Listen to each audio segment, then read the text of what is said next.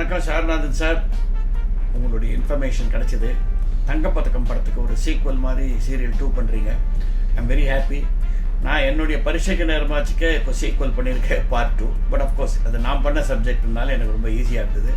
But தங்கப்பதக்கம் is very difficult subject to touch.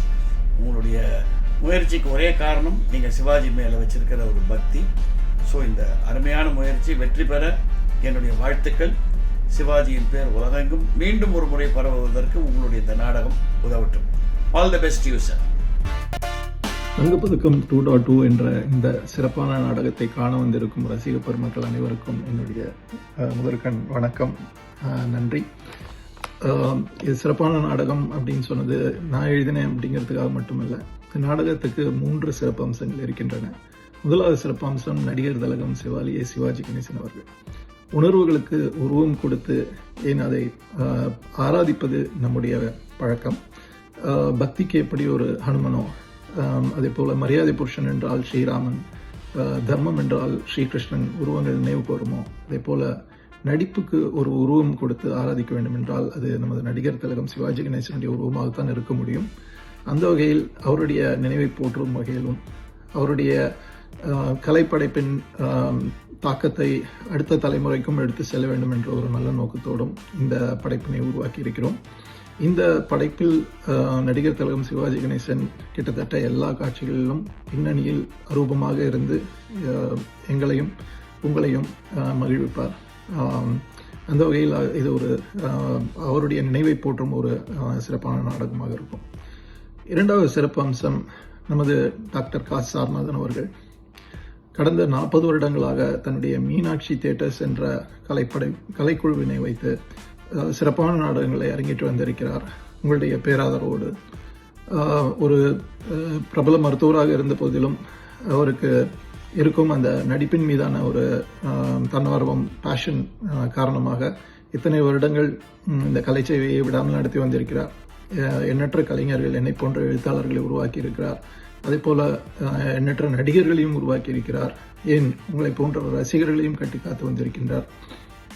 அவருக்கு கடந்த 10 வருடங்களாகவே ஒரு சிறந்த போலீஸ் அதிகாரி வேடத்தை ஏற்று, அதுவும் தங்கப்பதக்கம் சிவாஜி நடித்த கதாபாத்திரத்தை போல ஒரு நேர்மையான போலீஸ் அதிகாரி வேடம் ஏற்று நடிக்க வேண்டும் என்ற ஆர்வம் இருந்தது. என்னிடம் கேட்டுக்கொண்டே இருந்தார். அந்த வகையில் இந்த நாடகம் அமைந்துவிட்டது. என்னுடைய ஒரு நன்றி கடனாகவும் இருக்கலாம். என்றால் கடந்த 16 ஆண்டுகளாக இந்த நாடகக்குழுவோடு பயணித்து வந்திருக்கிறேன். டாக்டர் சார்நாதன் அவர்களுடைய ஒரு ஆசையை பூர்த்தி செய்யும் வகையில் இதை செய்திருக்கிறேன் என்பது எனக்கு மிகுந்த மகிழ்ச்சி. சும்மா சொல்லவில்லை, அவரை ஹியூஸ்டன் சிவாஜி என்று அவருடைய நடிப்பின் பிரம்மாண்டத்தை இந்த நாடகத்தில் கண்டுகளிப்பீர்கள். அது அடுத்த சிறப்பு.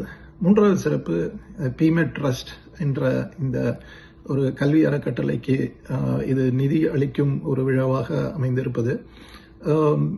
இந்த நாடகங்கள் ஒரு என்டர்டெயின்மெண்ட் என்பதையும் தாண்டி எங்களுக்கு அந்த நேரத்தில் கிடைக்கும் ஒரு பாராட்டுதல்கள், கைத்தட்டல்கள், இதையும் தாண்டி ஒரு சமூக சேவையாகவும் ஒரு வாய்ப்பாகவும் அமைய வேண்டும் என்பது எங்களுடைய நீண்ட நாள் கனவு. அதற்காக எங்களுடைய எல்லா நாடகங்களுமே ஒரு சேரிட்டி ஈவெண்டாகத்தான் நடந்து வந்திருக்கிறது கிட்டத்தட்ட.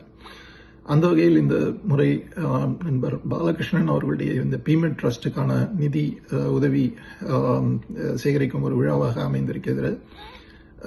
கல்வி தானம் என்பது மற்ற தானங்களை விட மிகவும் சிறப்பானது. ஏனென்றால் மற்ற தானங்கள் அந்த நேரத்து தேவையை பூர்த்தி செய்யும் குணம் கொண்டவை.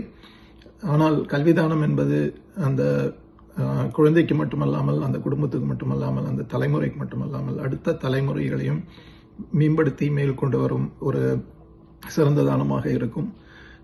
அந்த வகையில் இந்த அறக்கட்டளையானது ஏழை மாணவர்களுக்கு, படிக்க வசதி இல்லாத மாணவர்களுக்கு, ஆனால் கல்வியில் ஆர்வம் கொண்டு சிறப்பாக படிக்கும் மாணவர்களுக்கு உதவக்கூடிய ஒரு நிறுவனமாக இருப்பதால் இது மேலும் சிறப்பமைந்தது. நீங்கள் இந்த நாடகத்திற்கு ஆதரவு தருவது மட்டுமல்லாமல் இந்த அறக்கட்டளைக்கும் கிள்ளி கொடுக்காமல் அள்ளி கொடுத்திருக்கிறீர்கள் என்பதை கேள்விப்படும் போது மிகவும் மகிழ்ச்சியாக இருக்கின்றது. உங்கள் நண்பர்களிடமும் இந்த நிதியுதவி பற்றி எடுத்துச் சென்று நீங்கள் மேலும் இந்த அறக்கட்டளைக்கு உதவுமாறு என்னுடைய தாழ்மையான வேண்டுகோளை வைக்கின்றேன். நாடகத்தை கண்டு கழியுங்கள். மிக்க மகிழ்ச்சி.